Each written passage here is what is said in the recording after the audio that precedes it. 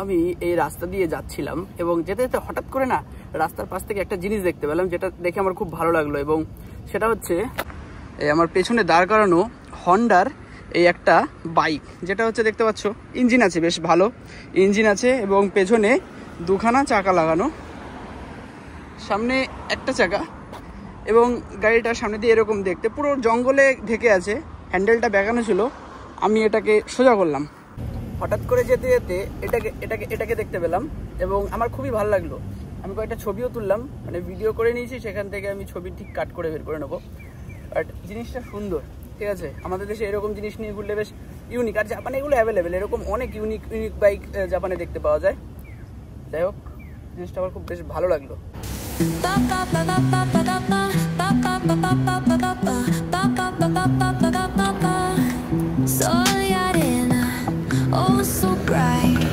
Baila conmigo toda la night. El ritmo suena